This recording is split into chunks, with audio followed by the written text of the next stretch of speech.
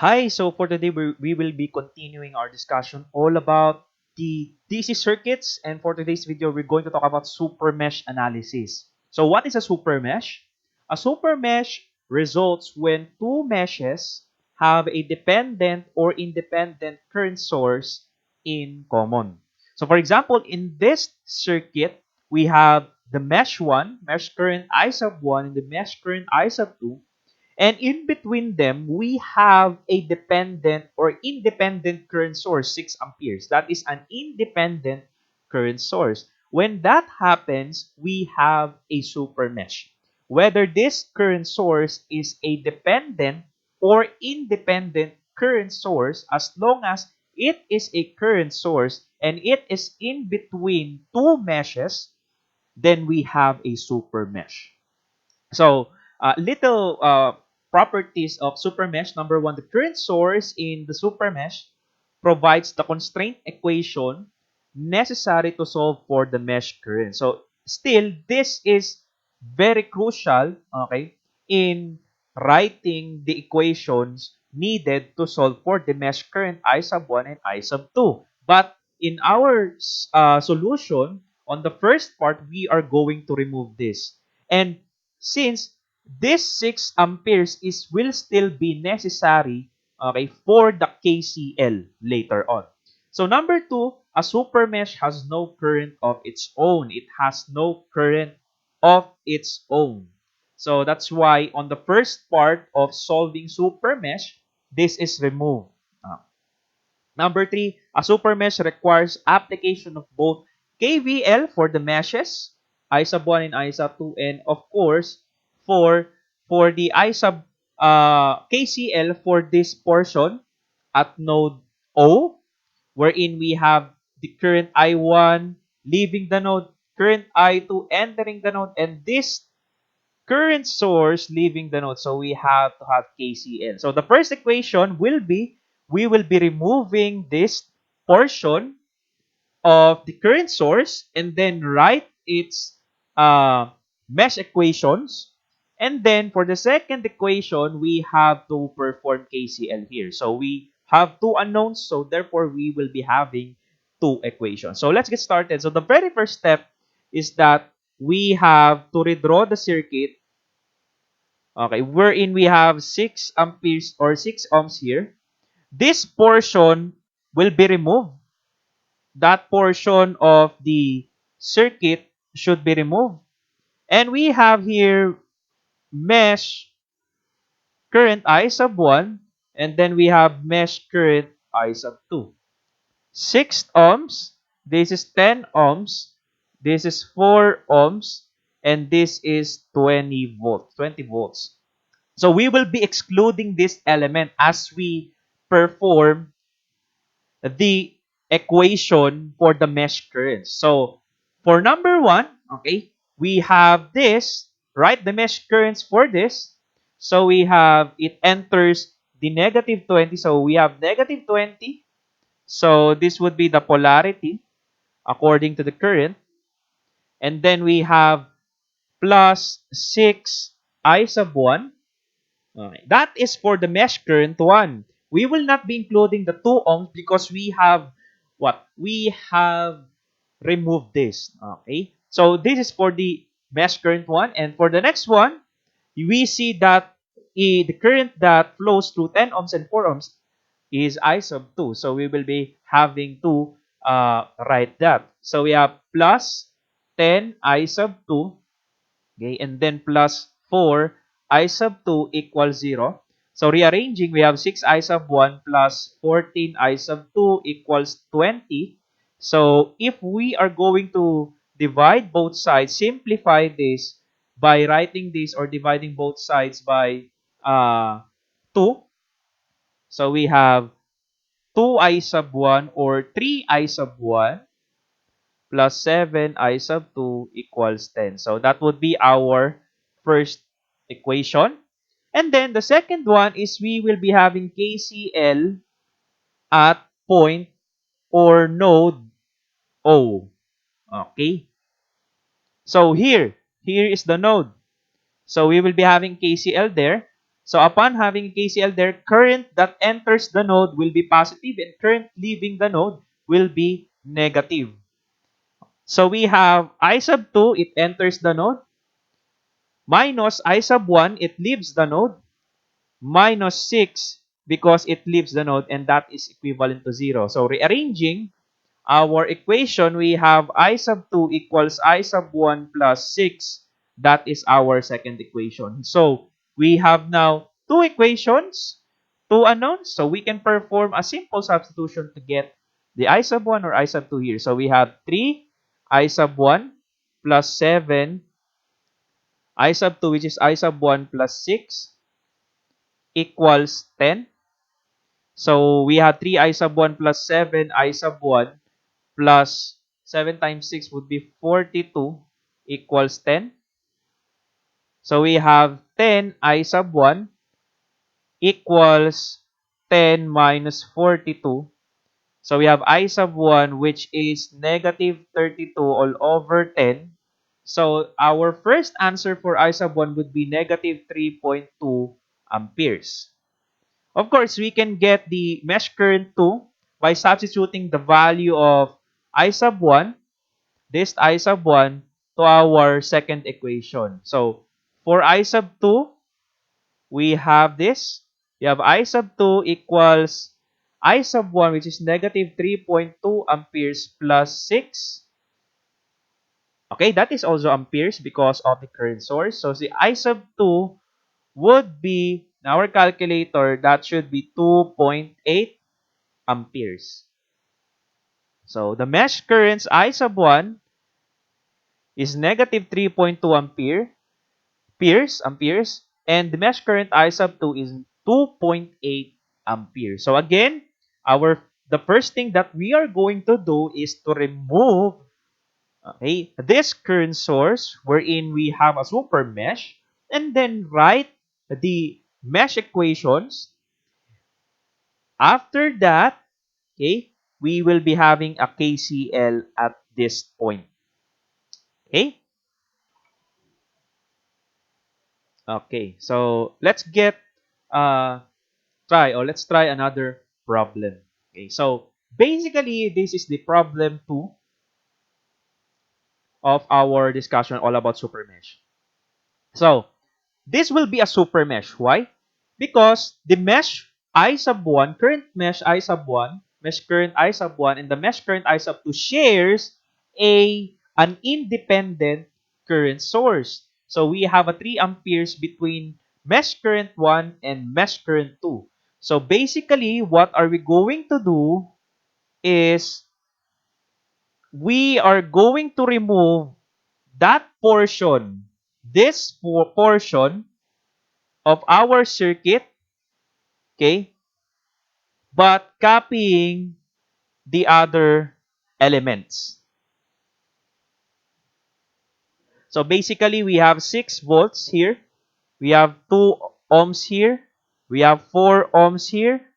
We have 2 ohms here. We have 8 ohms here. And we know, class, that we have a mesh current I sub 1 here, and we have a mesh current I sub 2 here, and we have a mesh current I sub 3 here. So we have 3 unknowns. So we must be able to come up with an equation that is a 3 equation because we have 3 unknowns. So the very first thing we're going to do is to write, okay, to treat this as if this is a single mesh, just like as what we did a while ago. So current enters the negative side of the battery. So we have 6, negative 6. And then we have plus 2.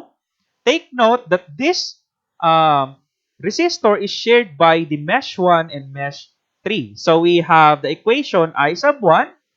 Okay, because we are writing this big mesh equation here, minus I sub 3. So that is what we have learned in our previous video about writing the mesh equation. And then plus, of course, we have here, we know that the 4 ohm and 8 ohms is being, the current here is the mesh current I sub 2. So we have to write this 4 ohms is being shared by the mesh current I sub 2 and I sub 3. So we have 4 I sub 2 minus I sub 3.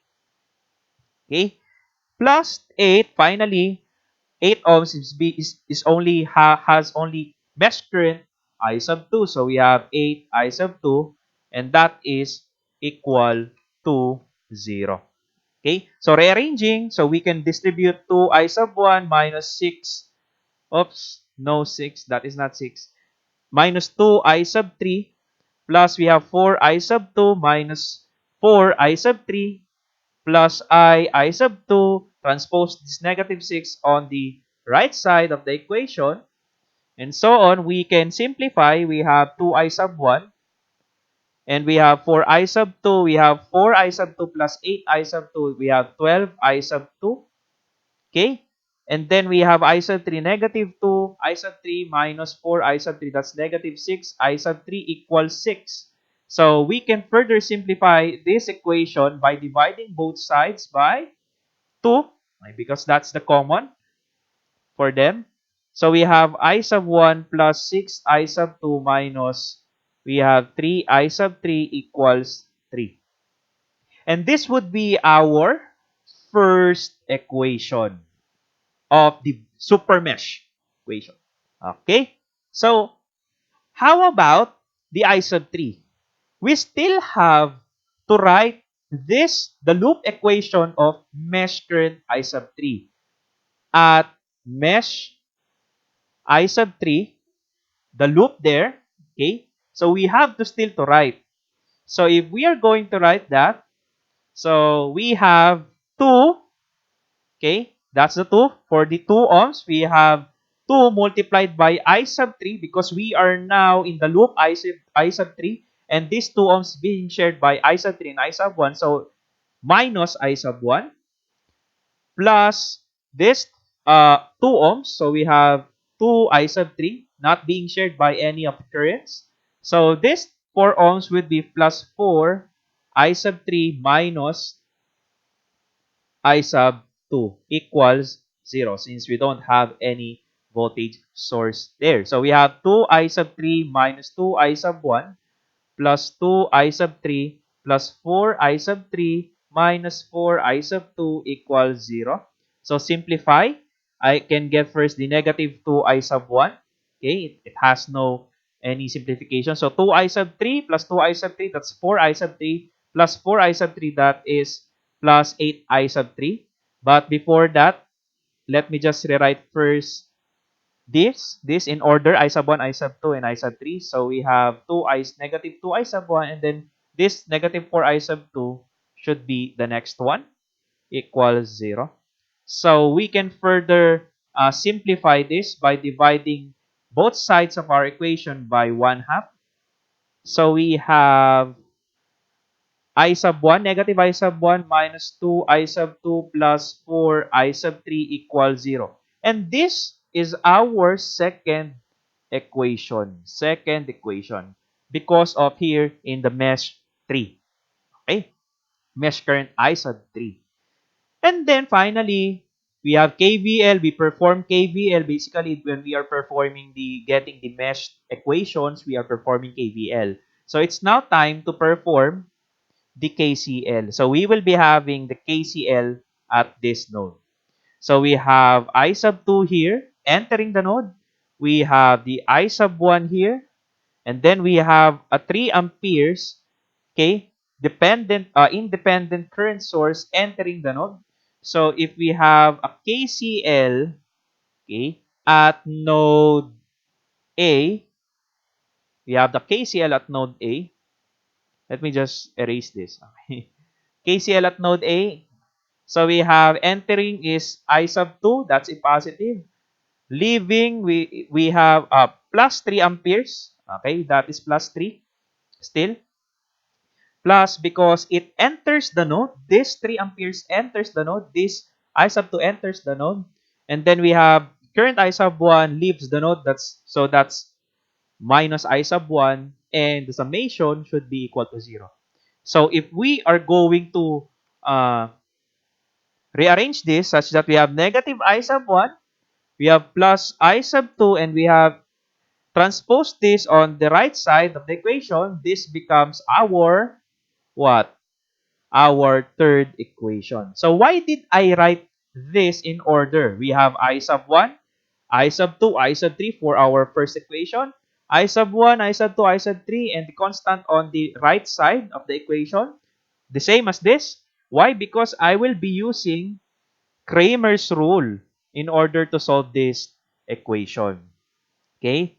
So I'll be using Cramer's rule. So using Cramer's rule,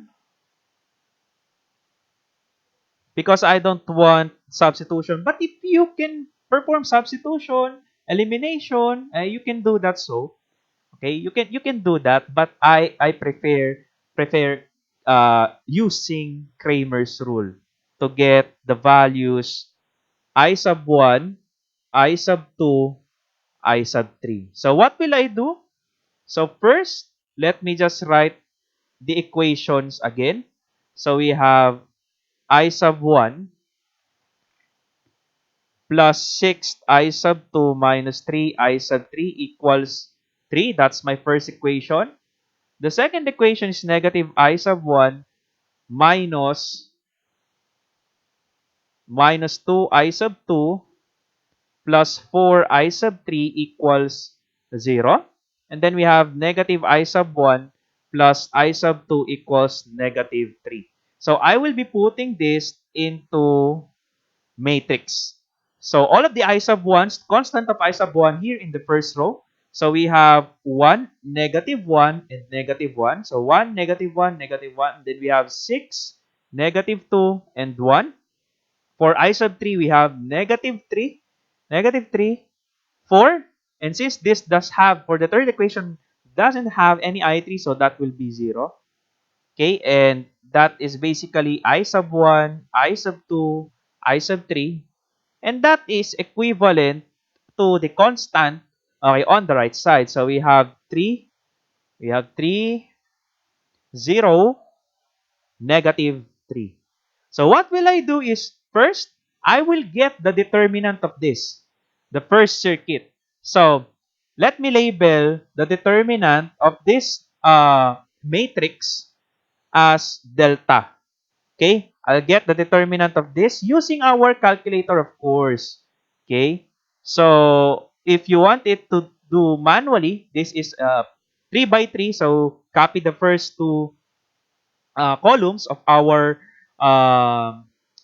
first two rows, of our matrix, and then perform the basket method. But for ease of calculator, okay, so that I can also demonstrate how we are going to input this. So we have to have mode in matrix. We have matrix A. That is a 3 by 3. Enter the value. So we have 1. We have 6. We have negative 3. So we have negative 1. We have negative 2. We have 4. We have negative 1. We have 1. And then we have 0. So press AC. And then mode. Matrix. Okay. That should be matrix, shift matrix. Okay, shift matrix 7. Okay, and then shift matrix A. Okay, determinant of that matrix A, because we have stored that the determinant or matrix at matrix A. So that would be a negative 19. So we have negative 19. So to get the I sub 1, okay, to get I sub 1, I will have to replace, okay, the I sub 1, this I sub 1, values of I sub 1 by the constant and get the determinant. So, how will I do that? We'll simply replace, I'll call it delta sub 1, okay? I will be replacing it. So we have 3, 0, negative 3, and then we have 6, negative 2, 1, and then we have negative 3, 4, 0, get the determinant. So, if we wish to get the determinant of that, so we will be having again to input, okay, input again our matrix, okay, matrix A again. So 3, We have 6. We have negative 3. Okay? That's negative 3. That's okay. And then we have 0. We have negative 2. Then we have 4. Okay? Then we have negative 3.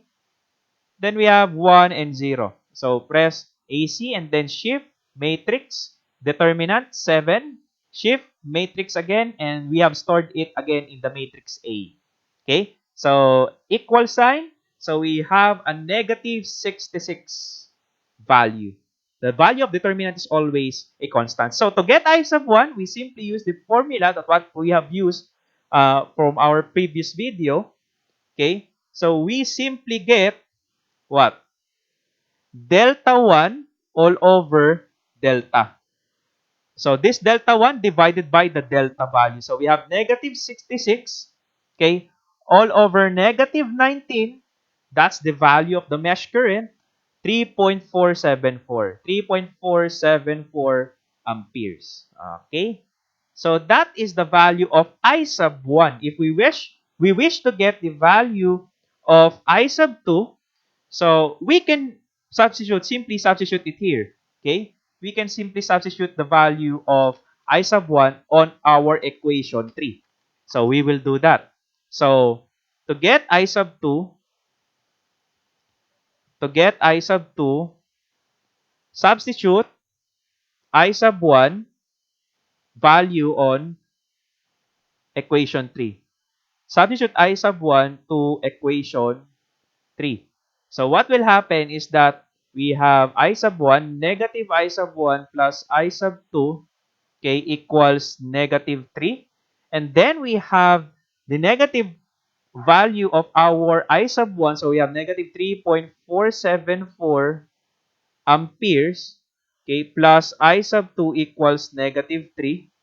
So we have I sub 2 equals negative 3 plus 3.474 amperes. This is also amperes because that is a 3 ampere. That is a 3 ampere dependent current source. So we have 3 amperes. So we have I sub 2, which is, this is negative 3. Okay, so we have 0.474 amperes. So that's the value of our I sub 2. Okay, this is I sub 2, this is I sub 1. And of course, for the last one, we can also use elimination, okay, or we can substitute it here to solve for I sub 3. But I will show you again the Cramer's rule. So also, you can get I sub 2 by getting the determinant, okay, of this circuit, of this matrix, but you have to simply substitute the constant on the second row and get the determinant and perform the same formula, but that would be delta sub 2 all over delta. Okay? So for I sub 3, we have delta sub 3 all over delta. So we will be performing, okay, that determinant again. So for delta sub 3, I will be replacing this third column by this and get the determinant. So we have 1, negative 1, negative 1. Then we have 6, negative 2, and 1. We have 3, 0, negative 3. So I have simply replaced the third column by the constants of our matrix. Okay? And again, we are going to solve the values of the determinant of this one. So we have the matrix, okay, dimension, matrix A, 3 by 3 again.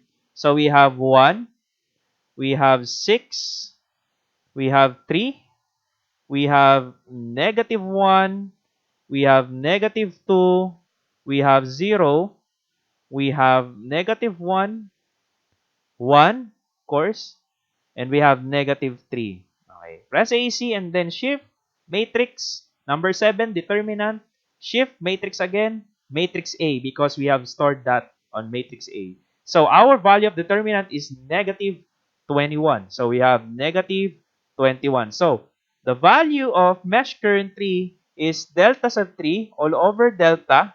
Our delta sub 3 is negative 21 and our delta is negative 19. So therefore, the value of our I3 would be 1.105 amperes. So let's try to double check that. So we have, since we have negative 21 divided by negative 19, the negative cancels. So we have 1.105 amperes. So that's it. You have already gotten the answer. We have I sub 1, mesh current I sub 1. We have 3.474. Mesh current 2, we have 0.474 amperes. And mesh currently, we have 1.105. So that is basically simple super mesh analysis. And I hope you learned something from this video. And if you learned something from this video, please don't forget to subscribe to my channel. Okay? And please leave this video a thumbs up. So, thank you again so much for listening. This is again Engineer Abat. God bless you.